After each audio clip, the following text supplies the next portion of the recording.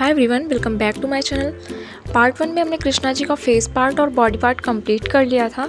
आज हम कृष्णा जी के कपड़े और ज्वेलरीज को ड्रॉ करेंगे, तो चलिए ड्राइंग को स्टार्ट करते हैं।